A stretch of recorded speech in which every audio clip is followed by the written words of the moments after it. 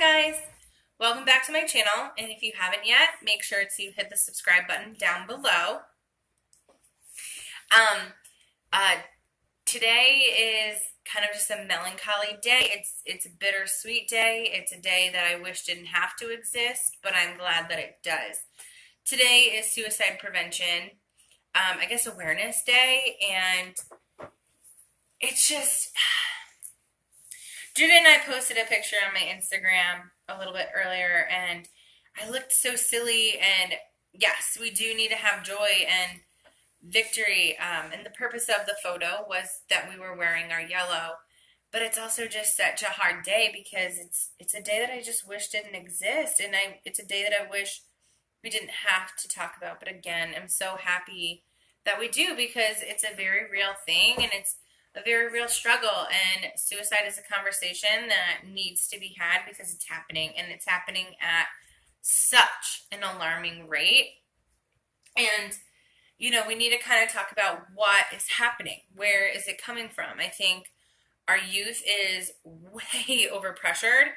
There's so many things going on that they don't really need to be worried about. We're not letting our kids be kids. We're not letting them just exist. And then social media, I know that's kind of ironic,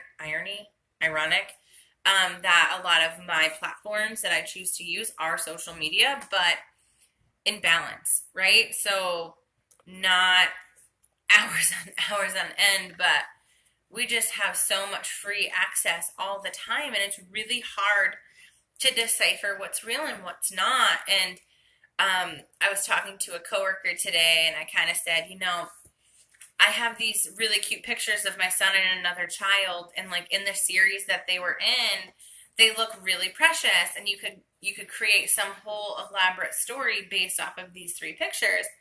But what was really going on was they wanted nothing to do with each other, and it wasn't really that sweet of an experience, but social media can make it seem like life is one way when it's really not. So to you, if you are struggling, reach out. You are not ashamed. You are not an embarrassment. You are not a waste. You are not too much. I remember when I was really struggling, I would say, I'm just too much. I'm sick of always having the issues. And being on the other side of it, I would rather you be the person who has to continually ask for help than the person who doesn't, and that we sadly will have to grieve. And so, my friend, please, please, please reach out. So, there is that. Secondly, I am really bad with scheduling, but the goal is to possibly make a video every 2 to 3 days. I would love to blog, and I still love blogging, but I just think in our fast-paced society, we do have to meet people where they're at, and I think right now, little 5-7 minute videos here and there is even sadly too long sometimes, but I just really want the message of Christ and sobriety and health and mental wellness and love to just get out there as fast as humanly possible, and this is that way. And so just be on the lookout. Thank you, Jen G, Jen P, and Amanda for subscribing. I really appreciate that. And thank you for your love and continued support and prayer. So anyway, already up to 4 minutes just on chatting. But anyway, the message I wanted to put out today was, I don't even know what to call it, but Judah got these sneakers. I put them in the washer, dried them, and now they're too tight, and he hates them. And I just keep stretching them out. I'm like, Judah, you have to wear them. You have to push through the pain, even though it's not painful, but push through the frustration, through the irritation, through the uncomfortability, and then it'll be okay. And then I started thinking, like, that's what my dad always taught me as an athlete. I was a pitcher, and when I would get a new coach, they would teach me new techniques, and every time I got a new technique, it would be so terrible. I wouldn't get strikes. I wouldn't be as good as I normally would have been, and it was just really frustrating to me. And everyone would tell me, Tanya, you have to keep going. It's uncomfortable, but it's right. It's uncomfortable, but it's going to make you better. And between those two things, it's like, dang, isn't that life, though? You know, when you're coming off drugs and you're like, God, this sucks, man. I'm tired. I'm hot. I'm, detoxing. I don't want to feel this way. I just want to get high. You have to say, you know what? No, like, I have to continue this. I have to do this. It is uncomfortable. It's different. It's unknown. All this yuck is coming out. All this bad stuff is coming out, but it's right and it's good. And you have to remember at the end of the day, the positive outcome is what is the goal, right? Or even, I talked a little bit about sex in the Keeping It Clean video. The first time that you decide, I'm not going to have sex, like, your relationships may suffer. The people who expect you to act a certain way, sexually or even verbally, if you gave up swearing or you gave up rated R movies, whatever it is, these relationships and the way you related to people are going to change. It's going to be uncomfortable. It's going to be different. But you have to say, no, this is a conviction. This is something the Lord spoke to me and I have to obey. And at the end of the day, I know it's going to be right. I may not even see the fruit of it right now. I may not see the fruit of it on this side of heaven, but I am doing it because I know it's what God told me to do, and I know that it's right, and I know that it's true, and I know it's going to be worth it, right? Right now I'm really struggling. My current addiction is food, and it's such an emotional issue for me. I used to be 130, 145, and I know numbers are not important, whatever, but right now I'm like way beyond that, and I even had to make this video like 3 times because I'm looking at my face and I'm like, oh my God, it's so swollen and I'm uncomfortable and I'm in this baggy hoodie just to hide. And right now I'm trying to change the way I eat and my relationship with food. And it's so difficult to me because I want to eat to fuel my body, not to numb my body, not to numb my emotions, and not to numb my mind. I need to totally change my mindset around food. And sorry, there was like a fuzz. And it's difficult. There's so many social settings that are around food. People relate to each other around food. But I know that it's going to be better. It's going to be better for Judah. It's going to be better for my body. It's going to be better for my mind, for my sleep habits, for my health. It's just obviously the right thing to do. And I remember when I first gave up drinking, I was 20 years old when I quit drinking. And I was like, what am I going to do? Right? Like, every single person who didn't know my situation, just random people, and they find out you're turning 21, where are you going to get wasted? What are you going to do? Like, do you have a sober driver? Like, that is the expectation when you're 21, is to get wasted. And I was like, I had to redefine my understanding of how I related to people and what I did and what I knew what fun was. Like, I remember thinking, I don't even know how to have fun anymore. I don't know simple things. I don't know my favorite color. I don't know my favorite genre, I don't know, of movies, and I really had to sit down and say, this is uncomfortable. This stings. This hurts. There was a lot of crying. And if you know me, there still is a lot of crying. But there was just so much frustration. There was days where I was like, I'm going to go get high. I literally cannot do this anymore. And there's a phrase in recovery where they talk about white knuckling it and basically just holding on, saying, I'm going to sit on my hands 5 more minutes. Just make it 5 more minutes. And like, I had a lot of days like that in the beginning.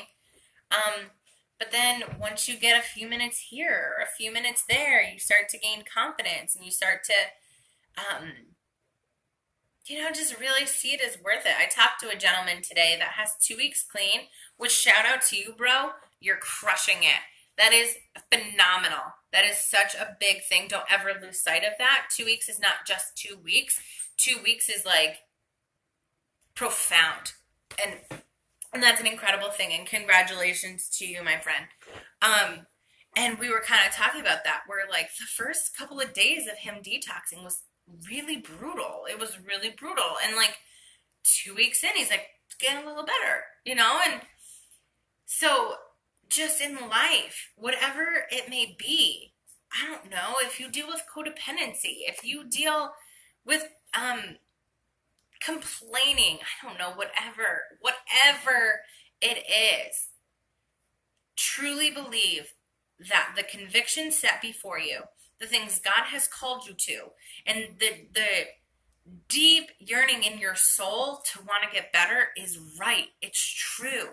And listen to the advice of people around you. Get people around you. I talked about this in a previous video. Get people around you that you trust, that are mentors, that are people that can speak life into you, that have experience, that have wisdom, and listen to them. And trust that I'm going to believe that they believe. I said that to my sponsee a while ago. I was like, girl, you may not see it right now, but I'm gonna call it out in you. I'm going to believe until you believe in yourself. And today she had a breakthrough where she's believing in herself. But get those people around you so when you are having those moments where it's tough, where it's uncomfortable, where it doesn't make sense, where you're forgetting, where the pain is too much. Sometimes when we first get sober and our mind is so loud and the thoughts and emotions that are coming in, that is why I used in the first place, right? Because you don't just use casually ecstasy or heroin or, daily drink if you're doing okay. There is a root issue. And so when those root issues start to come out again, sometimes that pain is too much and you need someone looking at you saying, we got this. I'm in this with you. This is going to be right. And you need them to remind you of why you're getting sober in the first place, or why you're working on food, or why you don't need that Snickers bar, or why you don't need to be in that mindset anymore, or why you don't need to be in that relationship, or why sex is bad for you. It's not bad for everybody, but it could be bad for you. And you need someone who's on your team and in your corner that can speak that over you. So, guys, fight for it. I think the other thing that I quickly wanted to say, I didn't kind of preface this, but when I talk about beautiful recovery, for me, I am recovered off of drugs and alcohol. I have had a previous eating disorder. Obviously now it's overeating. Let's call a spade a spade. But before I suffered from bulimia, self-harm, stuff like that. But I also struggle with anxiety and depression. And currently I'm involved in a program called Celebrate Recovery. And it's a Christian 12-step program based off of scripture. And it's basically whatever that hurt, habit, hang up, or sin is. And I think so often we hear addiction, we think of the heroin addict nodding out, homeless on the street. Or we think of, the raver that's just tripping on EU all the time. Or even now we think of, the stay-at-home mom that uses Adderall, but we don't necessarily realize that an addiction is anything that we obsess over, that creates chaos, that we depend on for life, and it just in any issue, you know what I mean? And I think so often, and sadly, sometimes as Christians, we forget that our pride, gossip, slander, all of these things are an issue. And if we can't fix them on our own, we need to ask for help, and it's okay. And I think so often we're so scared to look in the mirror because what is in there, right? Like, what's going on? But it's like an infected wound. If you just think, oh my God, I'm not going to go to the doctor, dude, it could be killing you. It could be killing you. Or disgusting. But if it's MRSA, it's going to affect everyone else around you and everything that you touch. And that's foul. One, go to the doctor. But two, you don't want to do that. You don't want to hurt yourself that badly. You don't want to hurt those around you. So why not take the time to really dig in and kind of deal with that stuff, I'm already up to 14 minutes. I really don't want to make these videos that long. I think the next video that I am going to do, I really feel a tugging on my spirit and my spirit man to do a testimony video. And I'm getting like hives thinking about it. Because like I said in the previous video, there are insecurities. Some people have a harder story. Some people have a better story. Obviously you want to protect the identities and the integrity of those around you, and how much information is too much information. So that really hurt. That came back and hit me in the face. But, and then just be praying for me. And if you're interested to see that video again, hit that subscribe button. It'll give you a notification when it's coming up. I'll post my information. I have Instagram, I have Facebook, an email, whatever. Even if you know me personally and we do life together and you want to tell somebody something, tell me.